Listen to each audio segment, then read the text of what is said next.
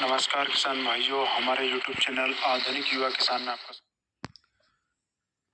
और आज हम बात करने वाले हैं कि RBG 202 चने का अधिकतम उत्पादन कैसे लें। तो हमने जो प्रयोग किया था, जो प्रैक्टिकल किया था, उसी के माध्यम से जो हम रिजल्ट तक पहुँचे हैं, उसी की जानकारी हम किसान भाई तक पहुँचाने वाले हैं। तो सबसे पहले जैसे कि आप देख रहे हैं, हमने सोयाबीन की कटाई के बाद पिलाऊ किया था। पिलाऊ में ज़्यादा आप गहराई का इस्तेमाल न करें और ज़्यादा कम भी गहराई न हो, आप मीडियम गहराई के साथ पिलाऊ कर सकते हैं। पिलाऊ करने के बाद में आप करीबन 6-7 दिन उसको वैसे ही रहने दें पिलाऊ करके।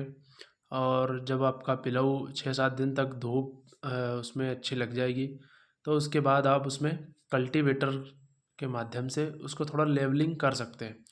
तो कल्टीवेटर के माध्यम से आप लेवलिंग करेंगे तो पीछे आप कुछ भी वजनदार सामान उसमें कल्टी में बांध कर और उसको लेवल कर दें और उसके बाद फिर रोटावेटर करें।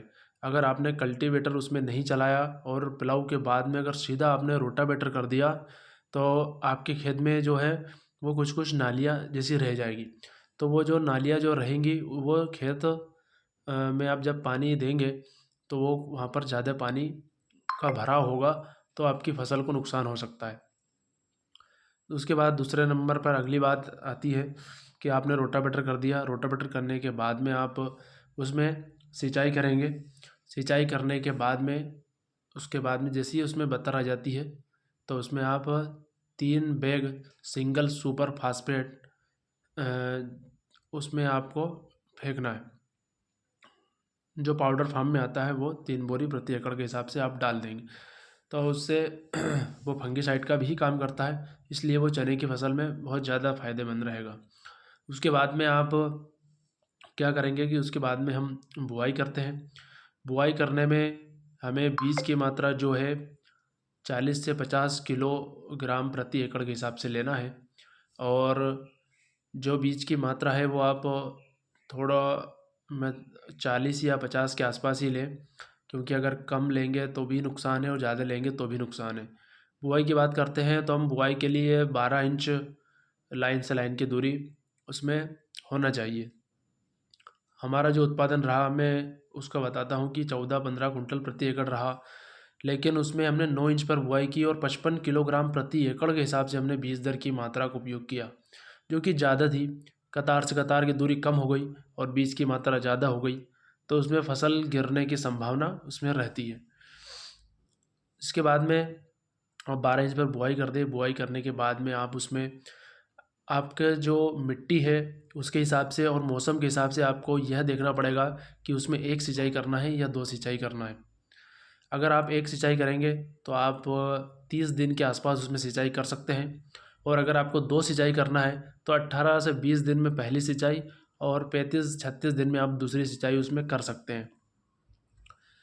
इसी के साथ आप उसमें अब बात आती है कि आप उसमें कौन कौन सी दवाओं का स्प्रे करना है।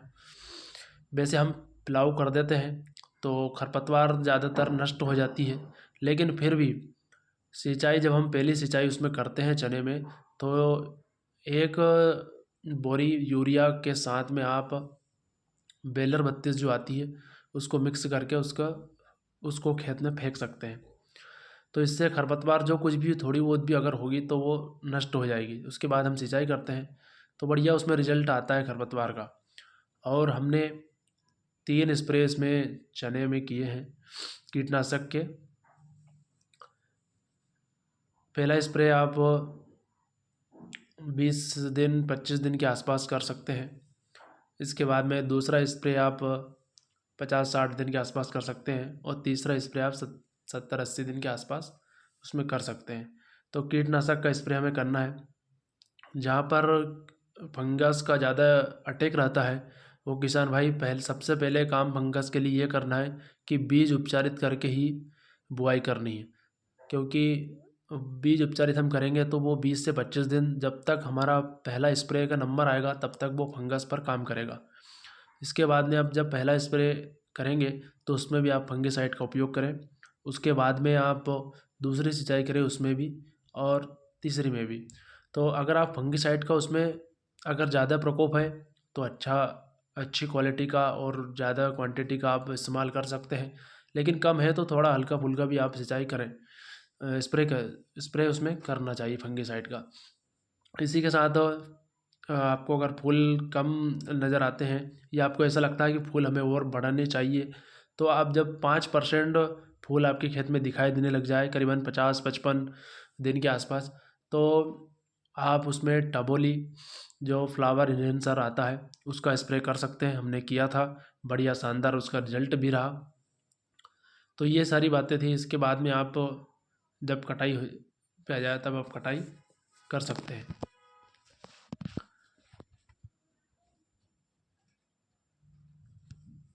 तो ऐसा आप इसमें चने की बुआई में करें और मौसम का विशेष ध्यान रखें, क्योंकि मौसम की वजह से इल्लियाँ भी लगती है। मौसम की वजह से आपने अगर सिंचाई की है और फिर अगर पानी गिर गया तो भी नुकसान हो सकता है। आपने सिंचाई एक ही करी है और मौसम क्लियर है तो उसमें थोड़ा उत्पादन कम होता है। मौसम अगर साफ़ रहता है, पानी अगर नहीं आता है, तो आप 2 सिंचाई आराम से कर सकते हैं और नहीं तो आप एक सिंचाई में भी काम चल जाएगा और आपका अच्छा बढ़िया मैक्सिमम उत्पादन इसमें होगा। तो ये सब जानकारी थी, काफ़ी किसान भाई ने पूछा था, इसलिए मैंने एक बार फिर से ये वीडियो बनाया है। और आप जो फसल अब देख रहे हैं ये 60 दिन के आसपास की फसल है। यही सब जानकारी थी। वीडियो देखने के लिए बहुत बहुत धन्यवाद। ऐसी जानकारी के साथ